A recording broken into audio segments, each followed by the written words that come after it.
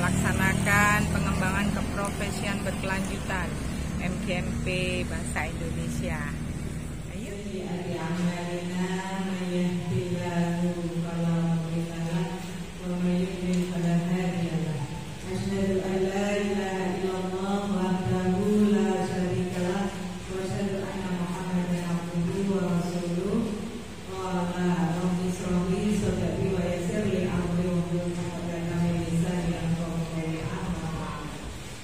Yang sama-sama kita hormati Ibu Ketua MGMP Musyawarah Guru Mata Pelajaran Bahasa Indonesia 0022 Madrasah Sanawiyah Kabupaten Tuban, yaitu Ibu Dr.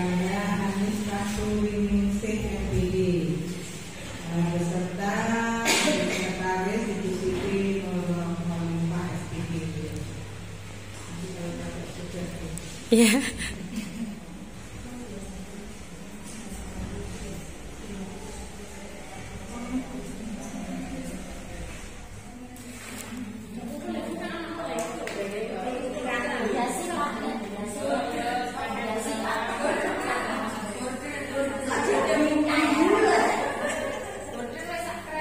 Jangan berisik ya.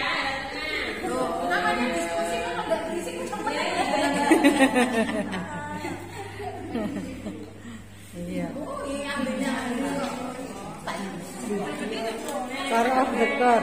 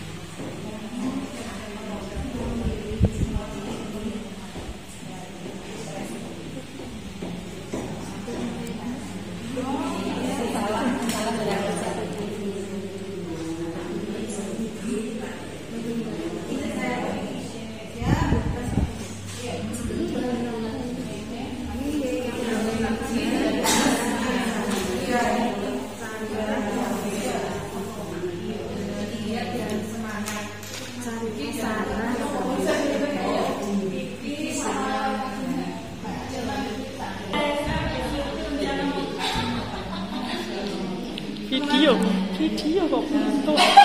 Video.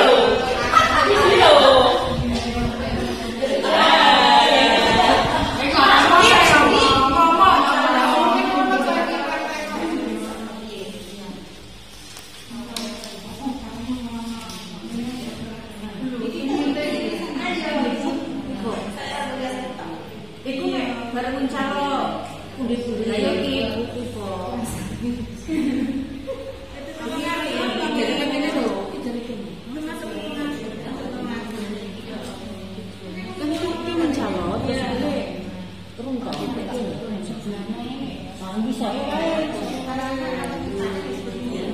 Iya.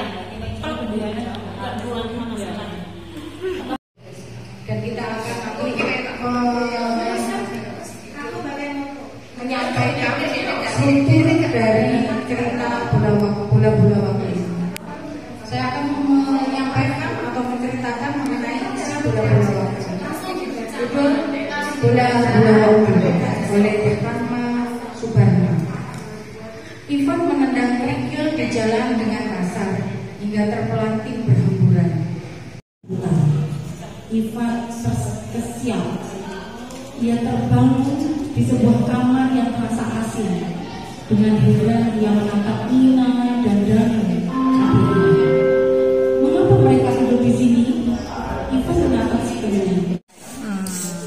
Jangan khawatir, saya juga.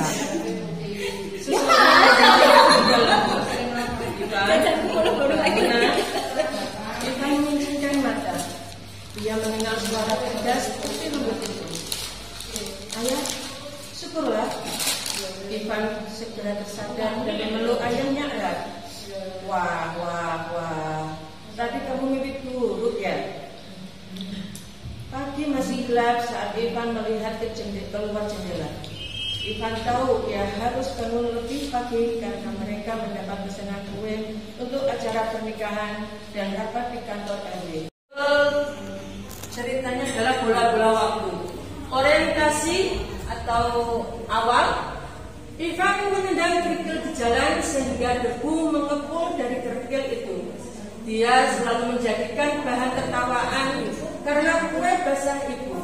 Setiap hari Ivan harus bangun pukul 3:30 pagi untuk membantu ibunya membuat kue basah. Selain itu, Ivan juga harus mengantarkan kue ke beberapa warung menuju sekolah. Ada hal yang memalukan, yaitu Ivan menitipkan kue di kantin sekolah dan teman-temannya mengetahui hal tersebut. Akhirnya, Ivan diejek dan dijuluki si tukang kue. Untuk komplikasinya, kau ingin melihat apa yang terjadi apabila kau berhenti berjualan kue? Itu kata ibunya ya. Ivan kemudian mengambil bola merah yang disodorkan pria itu. Seketika tubuhnya terasa ringan. Dia berada di tahun 2022. Semua tampak sempurna. Namun, Ivan menyesal di tahun ini karena ayahnya tidak lagi bersama mereka. Ayahnya meninggal karena sakit dan sewaktu itu ayahnya sering mengabaikan sakit yang dideritanya dan bersikeras membantu ibu. Resolusi, andai saja penyesalan bisa memutar kembali waktu, dia lebih memilih membantu kedua orang tuanya untuk berjualan kue. Saat memasukkan kue-kue ke dalam setiap kotak, sebuah ide melintas pada diri Ivan, yaitu dengan memberi selembar kertas lalu menggambarnya sebuah kotak berisi aneka kue cantik dan judul gambar tersebut adalah camilan cantik akhir minggu. Sekian. Ini kita membuat, masih ingat pelajaran kita yaitu struktur. Di dalam sebuah cerita ini kita membuat dari struktur dari sebuah cerita imajinasi, ini termasuk cerita fantasi. Yaitu ada 3 struktur. Yang pertama adanya struktur orientasi, dan yang kedua resolusi, dan ketiga adalah yang kedua komunikasi, dan yang ketiga adalah resolusi. Jadi menurut pendapat kelompok kita dalam cerita bola-bola waktu ini, di ketiga struktur itu untuk orientasi berada di awal paragraf, dan untuk komplikasi kita mencari konflik yang klimaksnya. Jadi kita ngambilnya di cerita yang klimaksnya, yaitu berada di puncak ketegangannya saja. Dan untuk struktur yang ketiga yaitu resolusi, kita mengambil akhir dari cerita di mana ternyata Ivan itu hanya bermimpi. Nah, seperti itulah presentasi dari kelompok 1 mengenai cerita bola-bola. Tepuk tangan. Berarti alurnya alur Maju. Ya. Di sini saya mau membacakan tentang cerita keberanian emas. Sebenarnya ini mirip dengan ceritanya Timun Emas, ya, cuman beda judul, beda masa mungkin juga ya. Keberanian emas. Emas tumbuh semakin besar, tetapi ia selalu sendirian. Semua takut kepadanya karena mengetahui emas adalah milik raksasa. Suatu hari, raksasa akan menangkap dan memakannya. Tentu saja emas merasa sedih. Namun, ia paling sedih setiap kali pulang ke rumah dan menemui ibunya. "Aku pulang." "Jangan sedih, Bu. Kita pasti bisa menemukan cara untuk mengalahkan raksasa itu. Aku tidak mau menjadi santapannya. Aku ingin terus tinggal bersama ibu." "Kau memang anakku yang paling berani. Ibu pun meminta bantuan kepada seorang pertapa. Aku mengenal kebaikan dan kecerdasan emas. Gunakanlah keempat benda ini untuk mengalahkan raksasa. Tapi ingat, emas harus berjaya dan memiliki keberanian. Terima kasih Tuan Pertapa. Emas merasa heran ketika menerima 4 kantong itu. Ini ada 2 tugas. Yang pertama yaitu ada cerita fantasi. Di sini cerita komik yang judulnya Kue-Kue Mau. Langsung saya bacakan. Namaku Mau. Setelah berusaha keras, akhirnya aku diterima di sekolah dari juara. Sudah 1 bulan di sekolah berjalan, aku belum memiliki teman baru.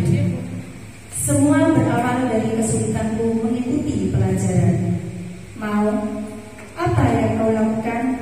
Kau pasti melupakan mantranya. Maafkan aku, dasar bodoh. Kau selalu membuat kekacauan. Mulai sekarang, jangan dekati dia. Sebuah tabel pertanyaan. Yang pertama adalah siapa nama tokoh pada teks tersebut. Di sini ada 2 jawaban, antara jawaban saya dengan teman saya. Jadi pertanyaan yang pertama, jawaban saya di sini ada 3 tokoh. Yang pertama Mau, Peri, dan Yari.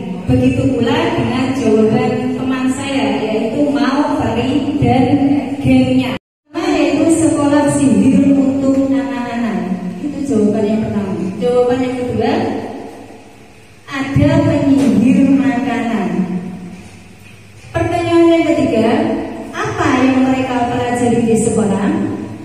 Yang pertama, menyulap makanan dengan tongkat sihir dan membaca mantra.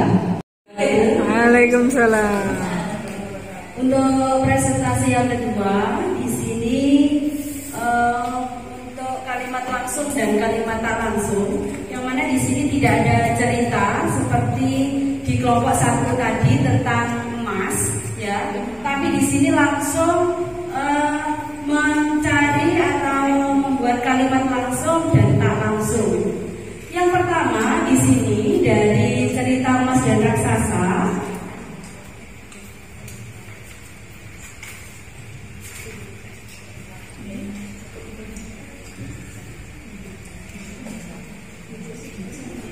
Mengubah kalimat langsung menjadi kalimat tak langsung. Yang pertama, untuk pertanyaannya, emas berkata, jangan sedih terus, dan kita pasti bisa menemukan cara.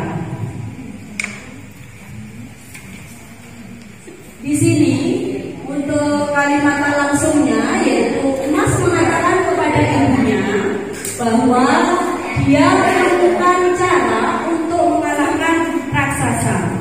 Pertanyaan yang kedua,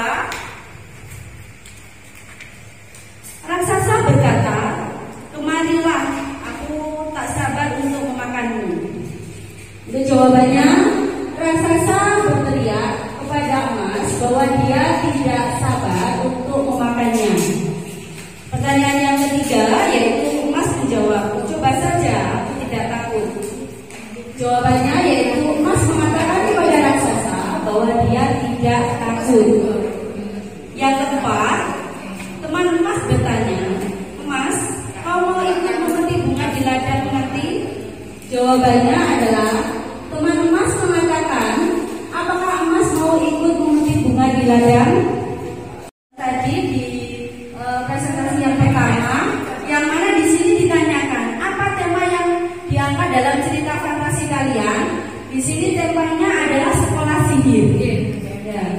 Terus yang kedua yaitu tokohnya siapa? Tokoh di dalam cerita tersebut yaitu tokohnya adalah Mau. Ya. Selanjutnya di mana latar terjadinya cerita tersebut yaitu di sekolah. Yang keempat adalah gambar atau kerangka alur cerita kalian dalam diagram alur, yang mana di sini di presentasi yang pertama di sini sudah ada gambar yang sudah tertera alurnya. Itu. Untuk yang kelima, yaitu kembangkan cerita fantasi kalian di sini sudah tertulis ceritanya, yaitu tentang kue mau ini sudah ditulis, tidak usah saya ceritakan ya, karena di sini tadi sudah diceritakan sama Bu Fi. Untuk yang terakhir, yaitu berilah judul yang menarik untuk hasil karya, ya, yang mana di sini judulnya adalah kue mau. Selanjutnya di sini yang